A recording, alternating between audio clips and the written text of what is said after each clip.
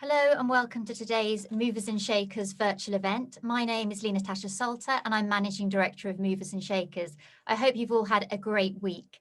So Movers and Shakers is continuing its full virtual events programme. I hope you're all enjoying it. If you've missed any of our events, you can look at our YouTube channel and all our events since April beyond them. So do enjoy and do subscribe. And for those of you who perhaps don't know Movers and Shakers, for the last 25 years, we've been shaping and running leading forums and conferences across the property and construction industry, bringing together key players in the private and public sector to build connections, collaborations, and for you to win business. So today we have a webinar, and today's webinar is on estates renewal, delivering better outcomes, community, social value, and sustainability. So we welcome another superb panel. First of all, welcome to Olivia Harris, who is, of course, the Chief Executive of Dolphin Living. Ben Denton, who is Managing Director for L&G Affordable Homes. Councillor Claire Coghill, who is the leader of the London Borough of Waltham Forest. And Davinia Venton, who is Partnerships Director at Countryside.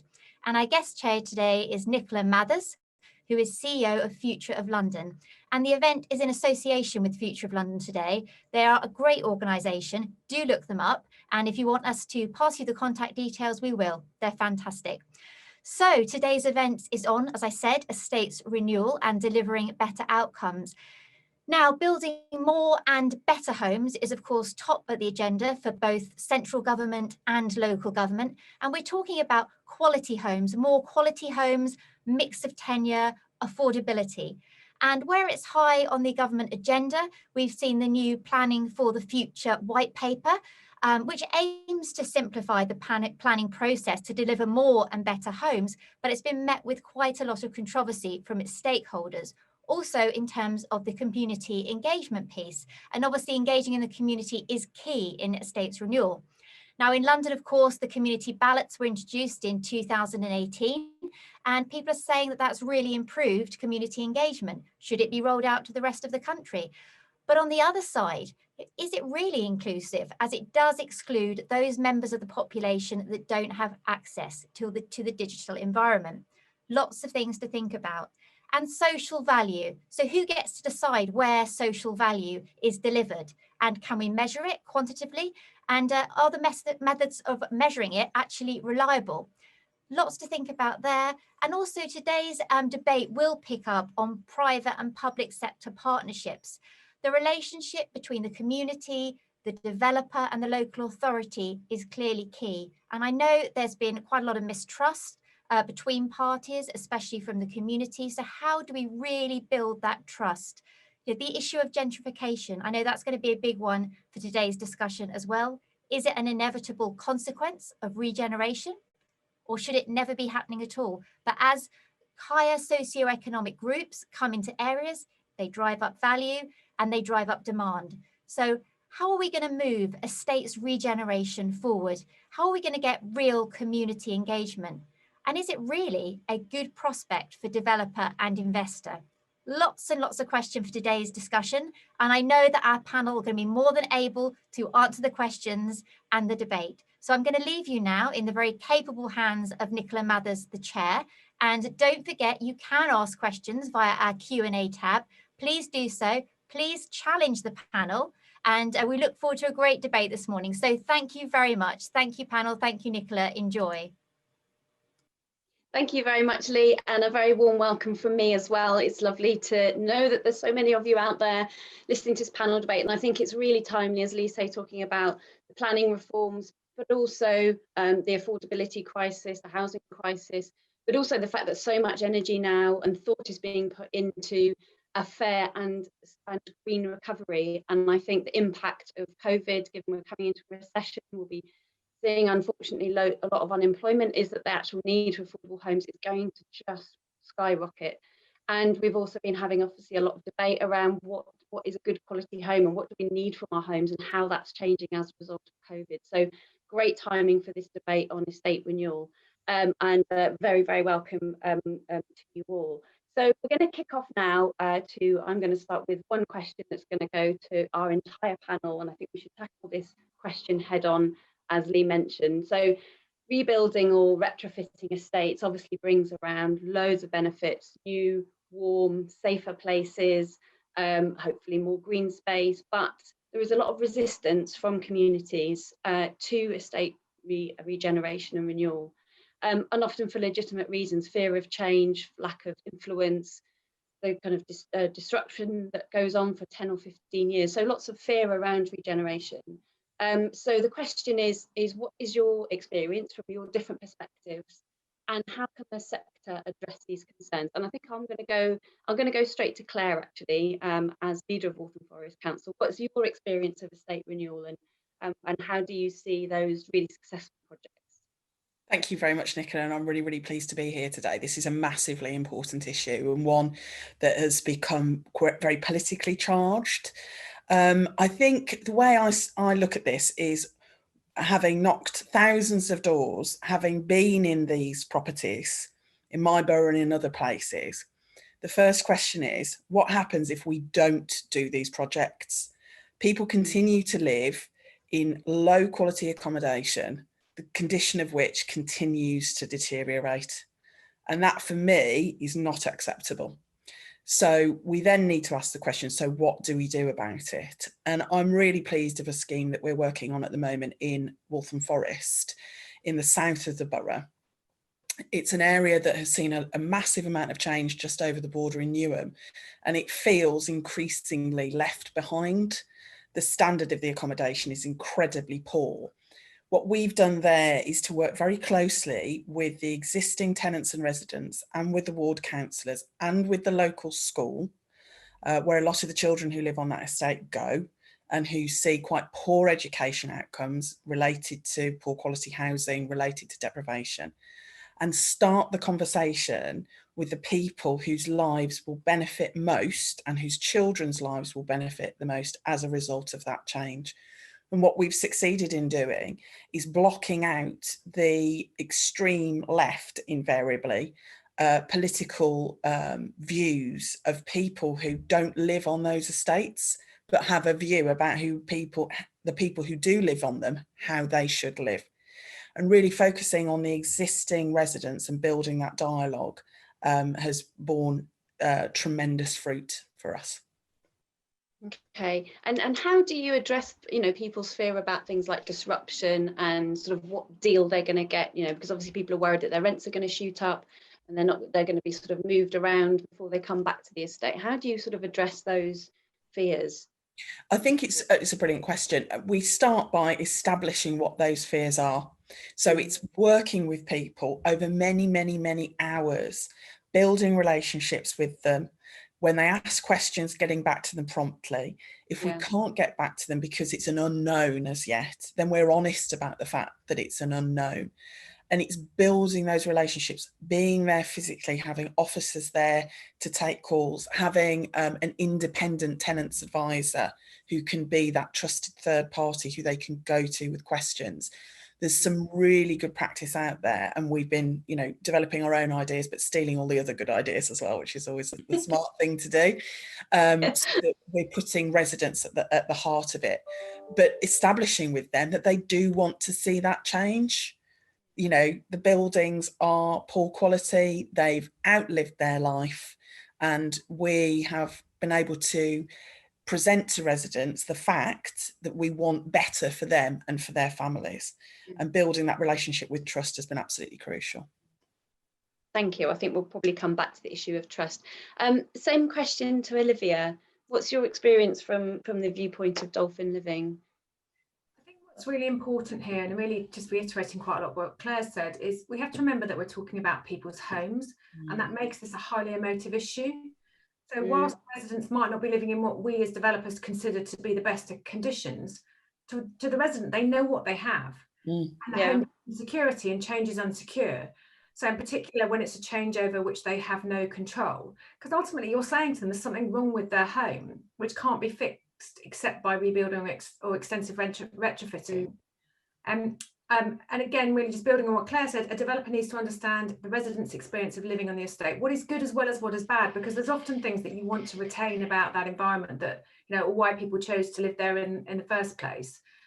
and you need to be able to evidence as a developer the improvements that it'll bring to people, because I think people will often live in conditions that you know, aren't the best conditions, and they get used to them. But you know, when you explain to them how you can make things better for them, whether it's to do with, you know, their home being inaccessible, or you know, it actually being quite cramped living conditions, when you talk to them about what is available to them and what improvements that will bring to them and their families and their neighbours, you know, you start to engage with them, and that engagement at an early stage is really essential. I think if you went in and said, right, we're going to redevelop your estate, it's too late. If you haven't already engaged with the relevant residents by then and haven't got an established relationship, you know, you need to do it really early on. Okay, brilliant, thank you. And Davinia, and then I'm going to come to you, Ben. Davinia, from Countryside's viewpoint, what's your experience of estate renewal, the challenges, and then how you've overcome those? Thanks, Nicola. So Countryside have completed over 40 estate regenerations across London and the Southeast. And it's really fundamental, as both Claire and Olivia have already said, it's the resident consultation from day one. Like, residents are scared, their lives are going to be changing. And if you don't get their buy-in, the estate just will not become regenerated, and you'll get a lot of negative press, and therefore more resentment will build within the estate. So what we like to do early on is show the residents that we are working with other estate regenerations we're doing in close proximity to their home. So we can say to them, and they can also meet residents in the other estates. So they can talk to them and say, okay, this is the new flat that we've got. This is the tenant offer that we had in that existing estate. And this is the process we went through with Countryside. And these residents, you know, they're going to be honest. They're going to say the pros and the cons. And hopefully that builds confidence with the residents we're talking to in the estates that we want to help regenerate along with the residents. And I think that's important from day one, to appease their worries. And then you can have a really joined up relationship and work together to transform their area. The pros and the cons, hopefully we can obviously keep what they really love about the area, to change working together. Okay, thank you, Davinia. And the same question to you, Ben. Yeah, so I guess mine was, I just sort of echo what everyone's just said before. I think the build-up of trust is really, really important, because residents in some of these areas believe that they have been left behind because the areas are not maybe improving in the same way. I think my other reflection, so having run a few of estate regeneration programs in Westminster, was obviously every family has specific needs and requirements, where the school is, where their caring needs are, where their family network are, and helping each family to have a route map that may be different to the route map for the regeneration program, so that people can see a positive outcome for them, which may or may not be as part of the regeneration process. The real challenge with regeneration processes, I think, is uncertainty, and the ability, as Davinia said, to move away from uncertainty by giving people experiences or an understanding of what the future could look like, whether that's relocated within the regeneration scheme, or sometimes it's buying up homes in and around the area so that people can stay in the local area. Their kids can continue to go to the local school, their family networks can continue to be in place, because all of that shows that it's practical examples of building the trust and confidence that the most important people that we're dealing with here are the residents in the homes. Yeah, and I think that it's not just trust is incredibly important, isn't it? And trust is it takes a long time to build up with the community, especially if other things have happened that have got nothing to do with the regeneration, that has sort of jaded the relationship maybe with the council or with developers or with kind of change in general. But that balance of power is also a really key issue, isn't it? And people feeling like they've got a real influence in the process. So when we were talking earlier, we talked about resident ballots, and that's one way of giving people a real opportunity to make the decision, basically, whether it goes ahead or not. So what's the panel's experience of resident ballots? Do you think that going forward it's the right thing to do? What's your experience been, and I guess its impact on estate renewal? Is it a positive thing? Ben, should we come to you first and then we'll go back around? So when I was at Westminster, we ran residents, when I was there, but we ran resident ballots from about 2011 to 2013. and the first few ballots went really well, and then one went less well. And I guess there's a lot of learning from that. So obviously we had some ballots with great turnout and lots of positive votes. And my reflection, and then when you look at the current ballot process, I think there's been 14 votes in the current since 2018, and 13 have been in favour. I think there are some still out there. I guess, what would I say? I'd say certainly when we ran the ballots in Westminster, it was part of the consultation process. And if you read the opponents of ballots, they say the ballot process can move to being a campaign process. So there's great examples of one ballot process with vote yes for the ballot being sandblasted into pavements. So the process has moved from being a sort of consultation, saying, look, we've talked to you, to give us your views. I think my second reflection was the ballot that went against the local authority in Westminster was against on about, it was sort of less than 1%. It was about 3 or 4 people that voted one way than the other, and a lot of that came from misinformation. So it is, in a current world, it's relatively easy to push out misinformation. Now, the local authority there didn't want to run it as a campaign; they wanted to run it as a conversation. And so I think there's, of course, the ballot, and then I think the third issue is the ballot process starts quite early in the process, and there's always a risk that what you're balloted on is not what's actually deliverable. So for me, does the ballot add? It adds a key gateway process. I think for me, time will tell whether that ballot process is going to deliver better outcomes or not, because we're very, very early in the process. Claire, there was lots of nodding from you. Yeah, definitely. I was quite shocked when, ballots are what we have to deal with. We follow the GLA best practice. I'm used to operating within the rules. But actually, from a group of residents, there was this sense that we hadn't, that the ballots were needed because we didn't know what residents felt otherwise. But as Ben has articulated far better than me, because he's an expert and I'm just a generalist, we absolutely wanted to work in lockstep with residents to find out what they wanted and to, as much as we possibly can, give them that. So I realised there was a sort of misapprehension in certain political quarters that this wasn't the case.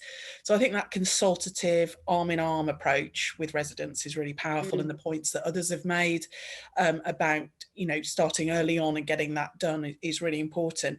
What we risk in them becoming the focus of campaign is what happened with one scheme in my borough that was, it turns out, undeliverable for other reasons. But there was somebody who lived close by to the estate, but who didn't live on the estate, who was very wealthy, was living on a vast final salary pension, and owned his own 3-bed terrace house outright. And he became the campaign chief of people who were living on the estate. And that for me is fundamentally wrong, because that experience of those residents has been hijacked by somebody who doesn't gain or lose anything at all from the scheme not going ahead. But those people are being used for someone's political gain or their political affectation.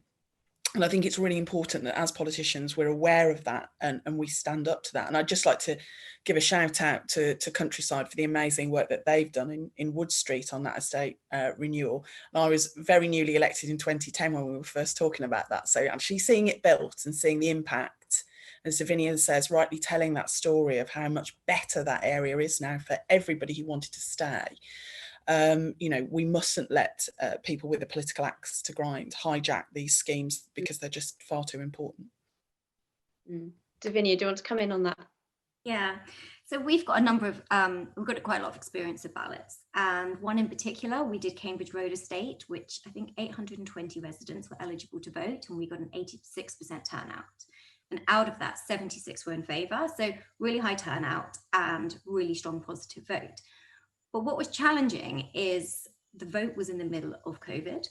So luckily for us, we had done a considerable amount of consultation pre-COVID. So I felt like all the residents really truly knew what the offer was, because we went to their doors, we sat down at the community centres. Every single option we had, we tried.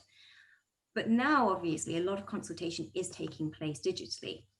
And that comes with its own concerns, because the elder generations who we definitely want to engage with, we wouldn't have been able to engage with them necessarily because they wouldn't have been having the digital platforms that the younger generations have. So we are definitely in support of ballots, and we have a good success rate by engaging with the communities. However, it's definitely harder now. And I think if we had to do a ballot right now and we hadn't have done all the work leading up to it, we would be concerned. Yeah. So let's move on, because we've got a question here about from Simon Felton about talking about trust, but how do you build in the engagement levels in this time of COVID and in a community with digital poverty? And I think it's interesting, isn't it, because some people have used digital technology and have engaged with groups that don't normally get involved in community consultation, which has been great, but with the digital divide, I think there is a real challenge. So given we've got, we're going to have probably COVID and lockdowns and out of lockdowns or whatever for the next 6 months or so, and everyone, or most people, will want development projects to continue and to keep progressing, how are we going to manage that? Any ideas from the panel on how to kind of engage when you've got digital, but you really need those face-to-face experiences as well, which we can't have anymore? And I think just speak on this. So I think digital is great, but you don't build the relationships necessarily when you do it digitally as you do when you do face-to-face. And some of the people won't ask the questions they're burning to ask if they feel like lots of people are watching, but when it's face-to-face, you can have those conversations. So yeah, it's definitely harder.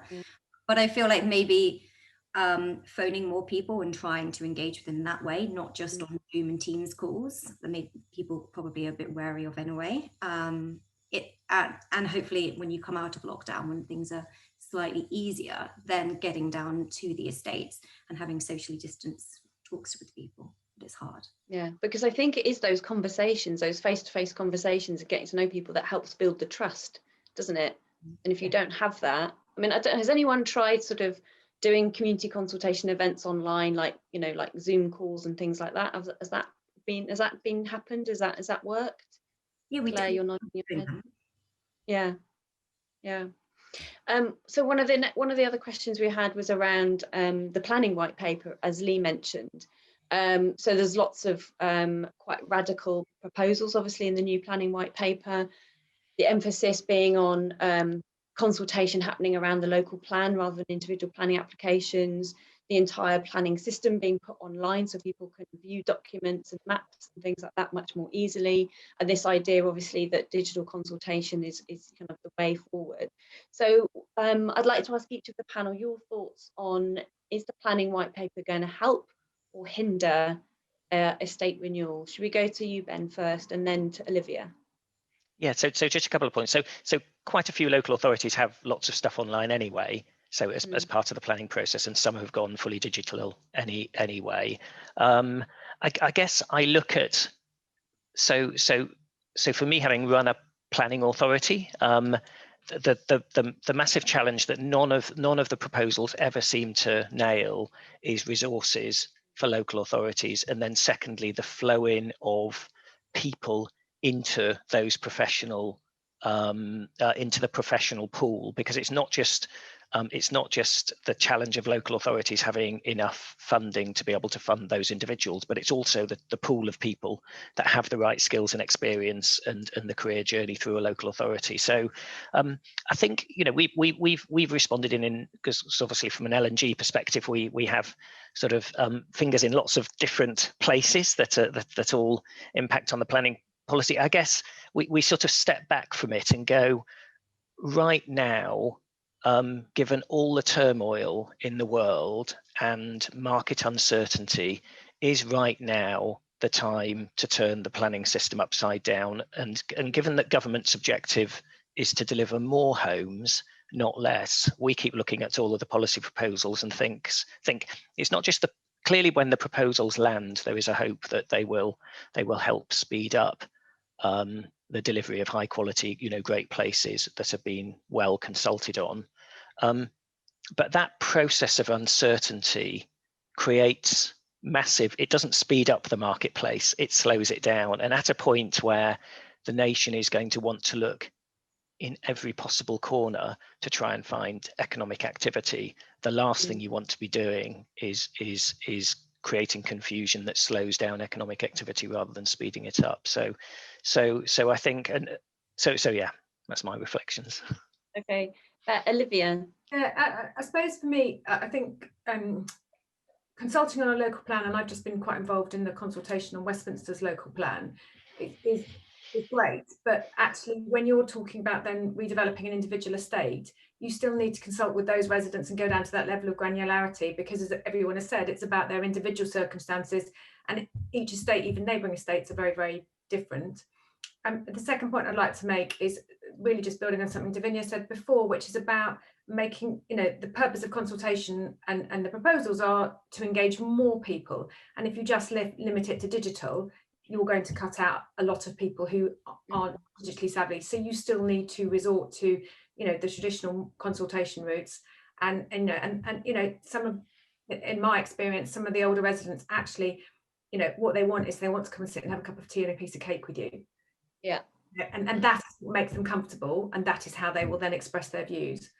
So I think you need to do both. Okay, thank you.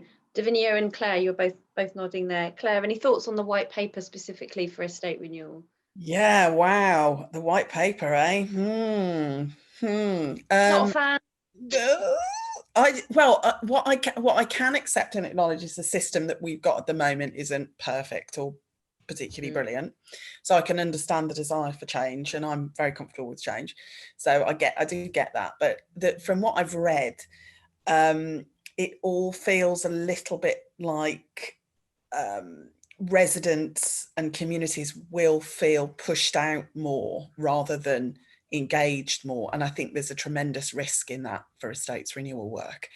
I agree very strongly with Ben's points about better a system that's the devil we know at the moment, rather than something that's going to be evolving and changing and potentially disrupting markets unhelpfully. Just on that point about engaging people, we've obviously had to do a lot of outreach through COVID with very, very vulnerable people. And I've got my own experiences as a local councillor. There are lots of people who are absolutely right to say that a cup of tea and a slice of cake or a biscuit, I've found chocolate digestives to do wonders with getting to know people. Top of the list, yeah. Yeah, absolutely. A hobnob is brilliant.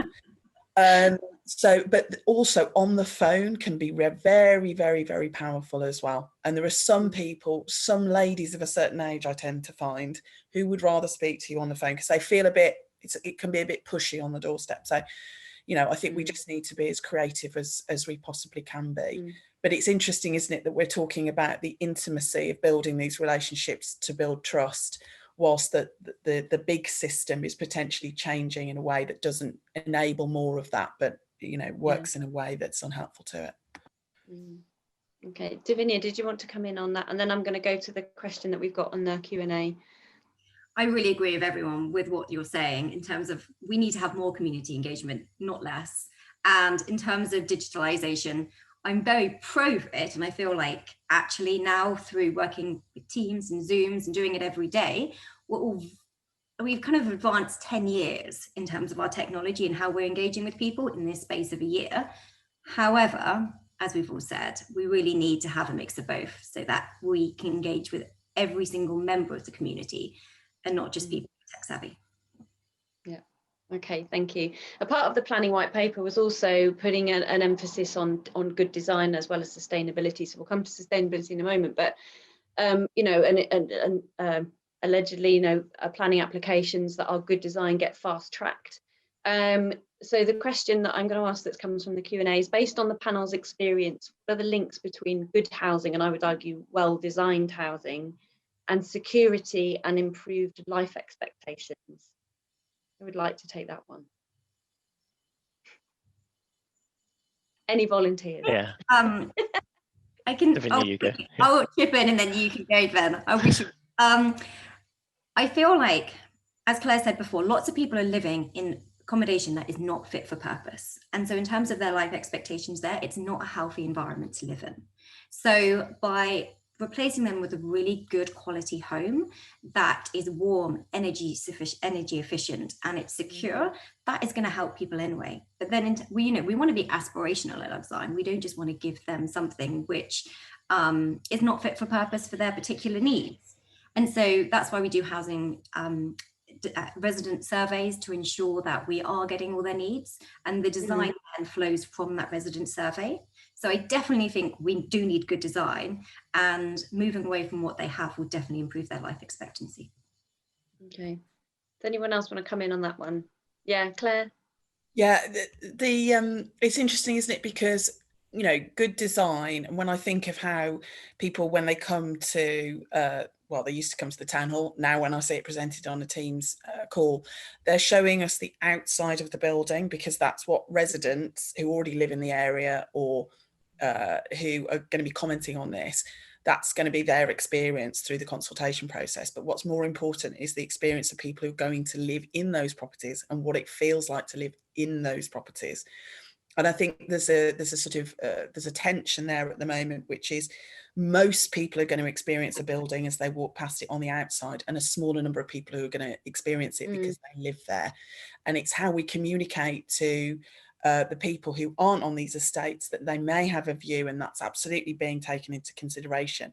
But it's the quality of the homes, the sustainability of the homes, and ultimately, from my perspective, the life chances of the people who live in those homes. And it's how we talk about that. I was really pleased at the top of this conversation that we started talking about people. This is a means to an end. These estate regenerations are a means to an end.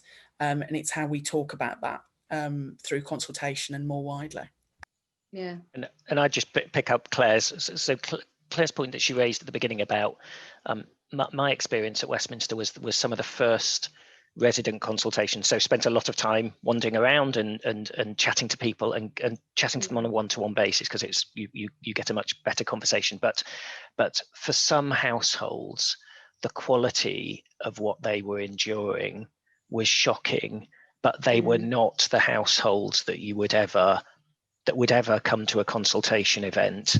And so there are two views. There's a view from the outside, which is, you know, that do you really need to lock down this estate? Because no one saw the human challenges that people were enduring by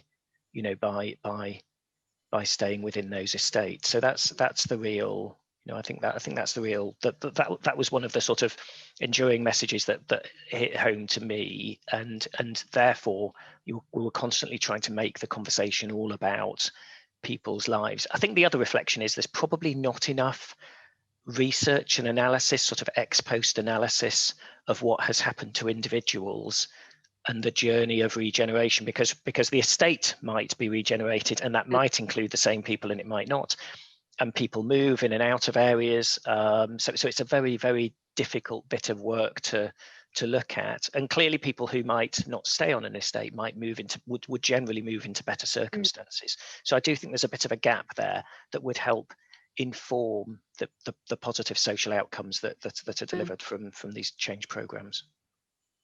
Okay, thank you. Olivia or Davinia, do you want to come in on that, or we can move to our next question? So I'm good. One point, and then I'll pass on to Olivia. In terms of health and well-being, in a lot of our estates, there's a lot of antisocial behaviour because of poor design, and there's lots of black corners and dead ends and places where people just don't want to be late at night. And so actually by doing the regenerations and making it safe and having active frontages on the ground floor for people to walk around, so they're always being observed, that improves people's quality of lives as well. Yeah, absolutely. Okay, thank you. Olivia, did you want to come in on that, or? No, really just to reiterate what I said, but nothing particular on life expectancy. Okay, all right, thank you. So I'm going to go to one of the Q&A questions, which is right at the bottom, so just finding that one. So talking about kind of as I mentioned at the beginning, you know, we're going to be going into, I think, a worse housing crisis with a lot more people needing affordable homes. So the question is, London boroughs collectively are now delivering the lowest housing supply year on year, which is having a real knock-on effect impact on rising housing needs for Londoners. Developers have found it increasingly difficult to make the numbers add up and navigate the P&D process, and have exited in favour of other cities and places.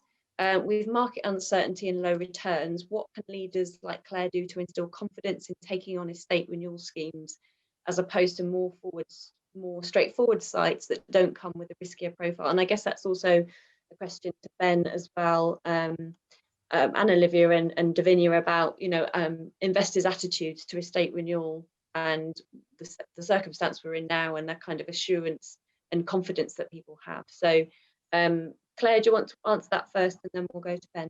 Yeah, thank you, and thank you. I think that's a really brilliant question. I don't see.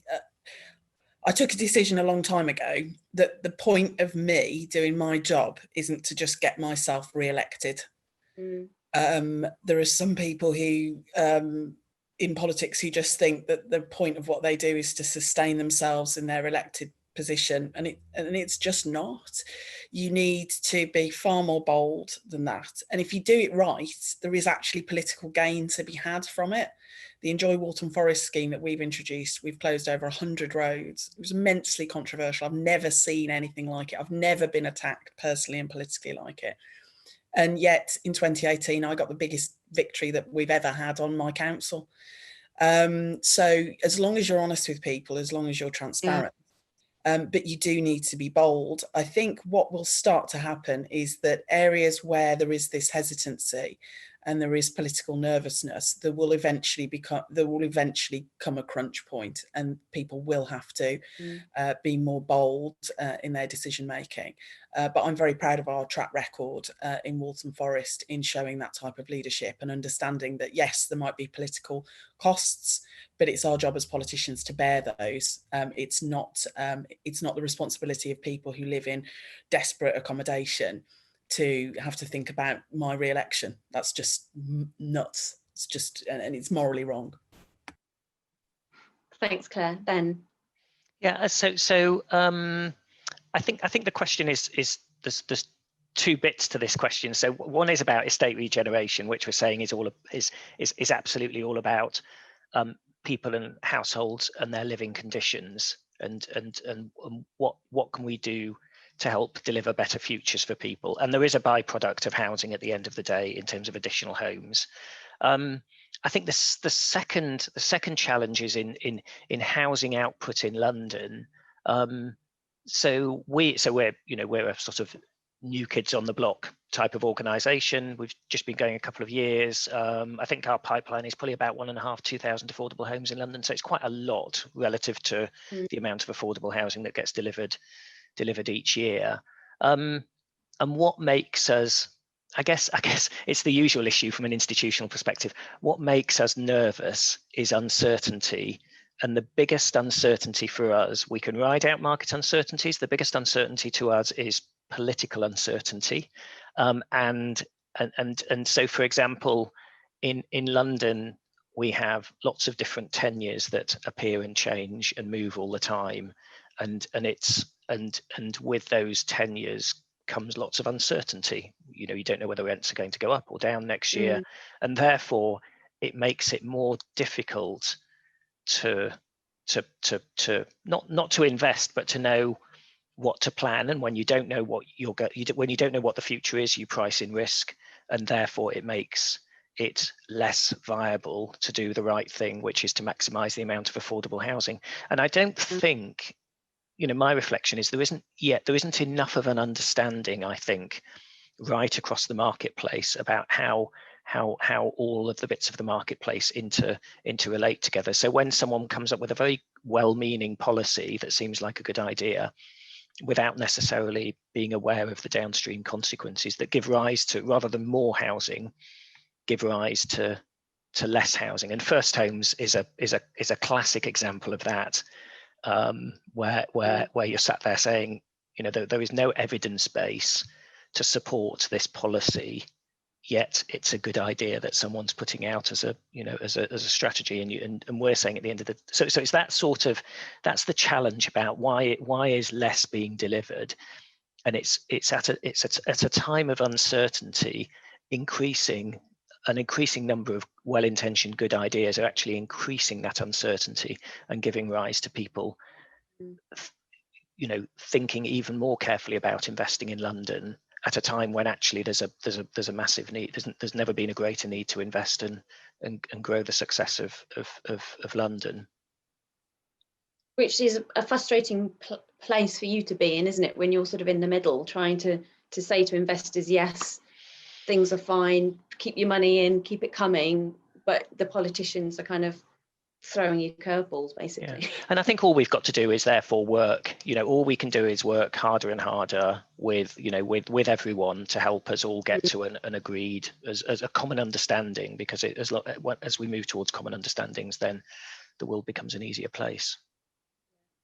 I think Davinia and Olivia come in. Yeah, I was just going to add, the question actually said, what can politicians like Claire do? And I suppose from a developer's perspective, it's about understanding, being totally true to, you want to deliver more housing. So how do you work with the developer to enable that? Because you have to understand a bit about the constraints from the developer. And you might be saying to the developer, well, actually your target returns are too high or whatever, and therefore we're not going to accept it. But it's about understanding it from the developers' perspectives, understanding the hurdles they have to get over. Because actually, I think often local authorities can be really helpful in getting us over those hurdles and finding ways around, because you know from your perspective how to do that. So it's just about being true to that promise of collaborative working and that delivering the homes that we need. Yeah, definitely. I think, like for instance, Marlow Road, which we're delivering in conjunction with Claire and Waltham Forest, all large estate regenerations like Marlow Road are going to be carried out through every single stage of the economic cycle. So when you start estate regeneration, the climate might be good right now, but what happens in 4 years? What happens in 6 years? And actually, to normally start on site on an estate regeneration, it probably takes 2.5, 3 years. By the time you've done all of the consultation, you've now done the ballot, you've done the planning application, you've worked out the phasing strategy and the rehousing strategy and trying to do the single move for all of the residents. It takes a lot of time. And so when we're looking at estate regeneration, we don't just focus on now. We think that we're going to be delivering it through tough times. And therefore, relationships you have with housing associations and local authorities is fundamental, and having those aligned objectives so you work together through the tough times, exactly like Olivia said. Okay, yeah, Claire. Just I really agree with all those points. I think the both Countryside and L&G have got great projects in my borough, and that was a process of working very closely with us over a long period of time, working with our residents. Just in terms of the L&G scheme, I mean, it's not estate redevelopment, but it is a massive scheme up at Blackhorse, right on the Haringey border. And the jobs that have been created there have been over 30 trades that have worked on that site, and over 2,500 people have had money coming into their pockets to pay their rent and feed their families. And some of those have been apprentices. Some of the schemes that we've got running at the moment are providing jobs for people who've otherwise lost their jobs through COVID. And it's not just a job, it's actually building them a career. And I think that we need to tell these stories. We need to, I thought Ben's idea about tracking where people go and enabling that quantitatively to give us more information, but also qualitatively, what positive things have happened in people's lives as a result of perhaps going and living somewhere else for a bit, coming back, but living in far better conditions, or using it as an opportunity to go and live closer to perhaps family members, and all the positives that have flowed from that. But I think we as local government and the sector as a whole needs to be really good at telling those stories, because we're all persuaded, but it's how we communicate that. Okay, thank you very much. There's something, isn't there, about storytelling that maybe we're just not very good at as a sector. We're not very good at the narratives around when it's gone wrong. There's a lot of stuff around when it goes terribly wrong, but when it actually goes right and people really benefit, we're just not very good at that, are we? And I think there's something about tracking the progress between people's attitudes and perceptions at the beginning of the process and their fears, and then 10 years later or 15 years later, actually how has it worked out for them, and then being able to kind of almost like bottle that enthusiasm and those positive stories to help other regen and renewal programs going forward. But we just need to be a lot better at that, don't we? I think generally. So I'm going to move on. So we've talked about affordable housing, we've talked a little bit about investment, some of the other challenges, and obviously there's sustainability is another big one on the agenda. We've just finished a digital conference week on achieving net zero, and including discussions on how we're going to pay for all this. So with that coming down the line, what are people's sort of interests, challenges, issues around the broad topic of sustainability, but maybe particularly about zero carbon and how we move that agenda forward as well? Who wants to start us on that one? I have a kick-off. Yeah. L&G, I think last, well, it was earlier on this year, made a commitment that all of the homes it delivered by 2020 needed to be net zero carbon in operation. So the businesses together deliver about 5,000 or 6,000 homes a year. So as a business, and that's not a small challenge, but it's essential and necessary. I think. So as this is a conversation about estate regeneration, making sure we're using estate regeneration as an opportunity to decarbonize society is really essential. I guess so L&G is an investor in lots of lots of technologies, because part of our societal responsibility is to progress some of that innovation for a better future. So we're investing in Oxford PV, quite a few wind farms, ground source heat pumps, and pod point, so electric charging vehicles. But I think our reflection from a housing perspective is we've got to try and progress as quickly as possible to low-tech solutions that mean to bridge the gap between a low-tech solution and zero carbon is as narrow as possible when we're using technology. Too much of the time, and this is our big concern at the moment, too much of the time we've jumped into using technology to bridge the gap, and before you know it, either the technology is out of date, or even worse, it just doesn't deliver what it said it was going to deliver on the tin. So those are the sorts of challenges there.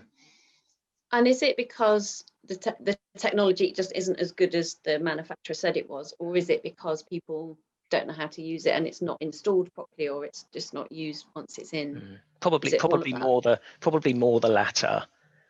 It's not used.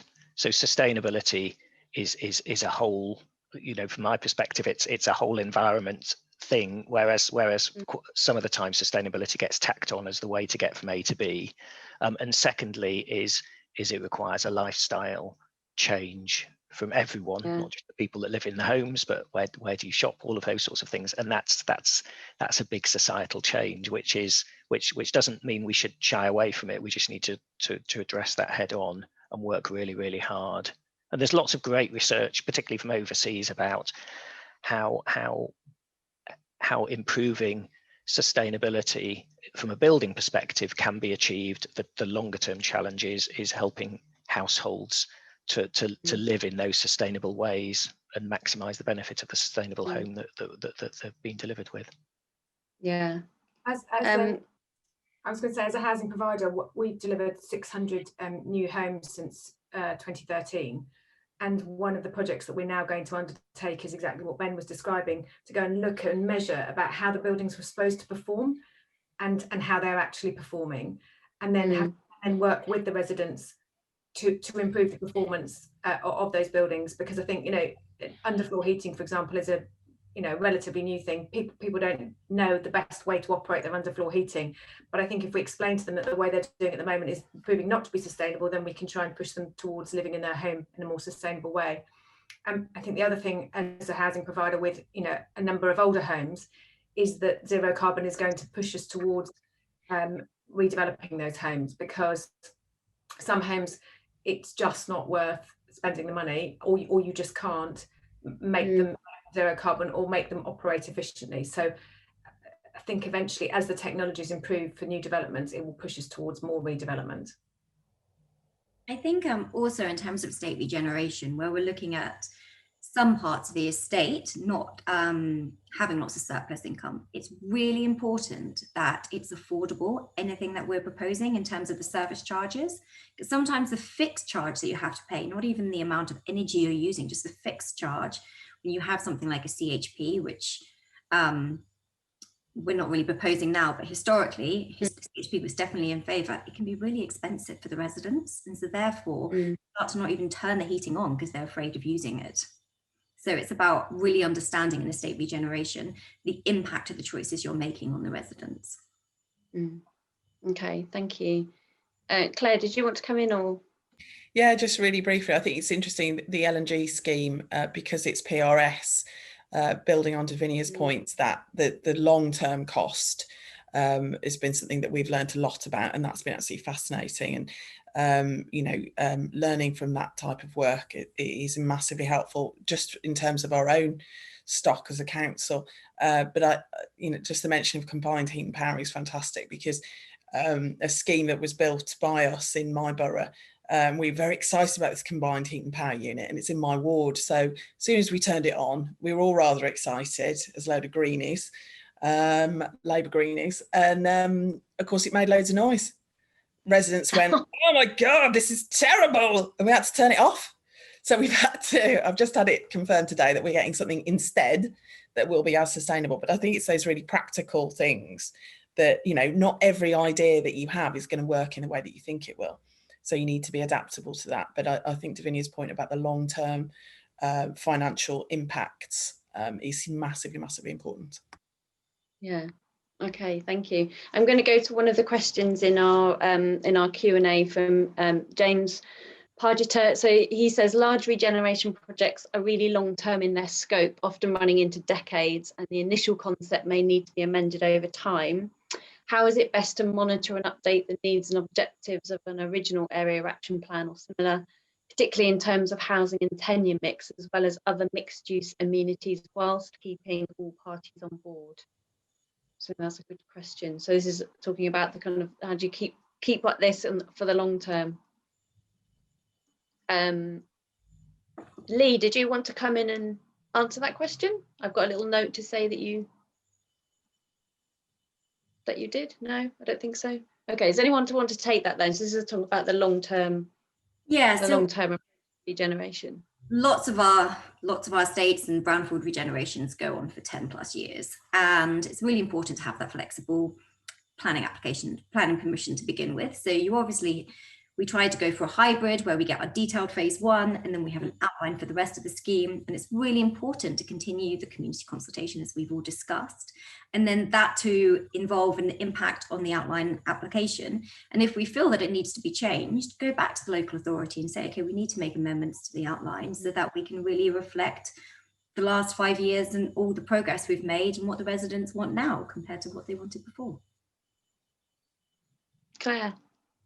Yeah, just to back Davinia up on that, I think Marlow Road, which obviously is a countryside scheme, has been fantastic in that regard.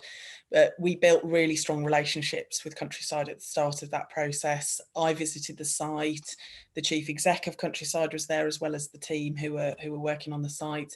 And there have been tweaks along the way about tenure, and that's been massively helpful. Going down to the site myself and speaking to the people who were selling the units and learning that it's harder to shift 3-bed flats, because people who are in the position to have that lifestyle and need that kind of space because they've got children also want green open space. So how do we learn from all of that, and how do we provide that degree of adaptability? But I think there's massive advantage for local authorities in being more open and adaptable, because there's a risk if we don't take that approach that we'll end up with unsuitable housing stock that is no good to the developer, but clearly not of interest to our residents either. So I think that flexibility, whilst it's a little harder sometimes to explain to the planning committee and explain to residents why that's a long-term advantage for them, that's something that we just need to stick at. Okay, thank you. We've only got a couple of minutes left, and I don't know whether to ask this question, but I suppose maybe I have to ask this question.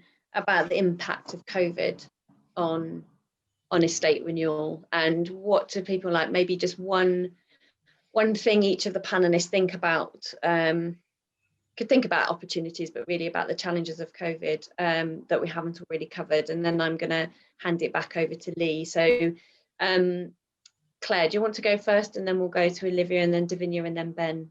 Yeah, I think COVID has been massively demanding and a massive challenge, but the fact that public health professionals within local authorities are front and centre. I never thought I'd be in a position where my public health lead would need to be media trained and would be doing videos online to communicate with residents, but there we are. And that's actually where local government started. We started with rat catchers who were going about, keeping people safe and healthy. And I think what we've learned is that there is this incredible opportunity around air quality improvement, and people understanding that improved air quality has an impact on people's long-term health conditions and can eventually be a matter of life and death for people. We have to build these arguments around sustainability, around walking and cycling, and estate regeneration, building buildings now for the future. Can have massive benefits to people's health, and they are ready and willing to hear that argument for the first time, I think, in my political life. But we need to make sure we make that argument now. I'd absolutely back that up. We've been doing some research on the link between housing and health, and even though you intuitively know that link is so strong, there's very little research on the impacts of making interventions, and then the impact that has on individual people, but also examples of where that's worked really well, particularly in the PRS as well as social housing. It's just that the conversation between public health and the built environment doesn't always necessarily happen, does it? And we can start to see it now, where those teams are being literally brought together before lockdown in the physically the same kind of room or on the same floor. But it just seems, to me, it seems absolutely crazy that we just don't have this as a kind of a central point for all the conversations around housing, particularly for vulnerable people. So thank you for that. It's a bit of a soapbox of mine. Olivia, do you want to go next? So impacts of COVID on, or particularly on estate renewal. Yeah, so I suppose particularly on estate renewal is uncertainty isn't good for developers, and COVID brings massive uncertainty. So that would be the major impact. I think specifically for Dolphin Living in our estates renewal, because we champion key workers, and that includes critical workers, many of whom are on modest incomes, and the reliance upon which we all place on them has been really highlighted by the pandemic. I think there's more support for what we do and the type of housing we're trying to deliver, which isn't your traditional social housing, and we hope that will help our estate regeneration plans. Okay, thank you. Davinia, and then Ben. I think it's been said before that a lot of vulnerable people that live on estates, and COVID has just made them even more vulnerable. So it's really about trying to help the local authority and or housing associations, and really help with the direct contact to see if there's any way that we can help those vulnerable people, just to really support them in this really challenging time. Okay, thanks. And Ben. I mean, my reflection, I guess there's a detailed reflection, which is how COVID, whilst it's been a massively challenging journey, has, I think, for lots of people, helped them to open up and have conversations about health and well-being and how we all live healthier lives, because we've all had to be much more thoughtful, not just about what we do ourselves, but also how we have conversations with our neighbours, and bring together to bring everyone together in as a cohesive way as possible, which has been, which I think is a positive outcome out of this. I think one of the more challenging outcomes, which I'll leave out there, is how does, particularly for London, there's a whole discovery that actually you don't need to go into the office 5 days a week, because technology can work and businesses continue to follow. So what does that mean in the longer term, in terms of confidence about the growth of residential in London? So that's something we're doing some work on at the moment. So I don't know what the answer is.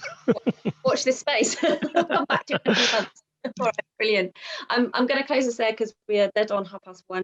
So thank you from me to the panel, but I know Lee will also want to say some thanks. Over to you, Lee. Hi, thank you all. No, that was absolutely fantastic debate and spot on time, Nicholas. So well done with that, and quite a few questions answered from the audience. Absolutely brilliant. I think, you know, what was interesting coming out of this was that it's people's homes. We're talking about livability, and sometimes you actually get away from that real core fact. And I think the things you said, sort of, what would be the implications if we didn't do it? You look at all the sort of issues around it, but you know, you're going to have to do it. You know, people can't live in the certain conditions that they're stuck in. So you know, to get real engagement with the community, and how do you do it? And I think, you know, you covered so much there, and we're going to be putting the video on YouTube afterwards. So we'll ensure that everybody can watch it again or pass it around to their friends and colleagues to watch. But thank you so much, very ably chaired, as I knew it would be by Nicola, and great contributions also. Thank you so much to today's event. And I'm just going to mention our next event for everybody now. So next Tuesday, the 10th, we have the launch of Park Power, the future of London's green spaces, a lunchtime event again. And that's going to be absolutely fantastic with the collective, who have been surveying, they've been actually crowdsourcing people's opinions on local parks. And I know they've got 3,500 people that have responded, talking about what they value most and what they want to see in the future. So turning there to sustainability, to public realm, and following on all these really important issues for our industry. So do book for that, do come along, it's free, go onto our website, and the collective and their colleagues will be launching the full results. So look forward to that one. Thank you for watching today. Have a good weekend, everybody. Take care from our family to yours. Goodbye.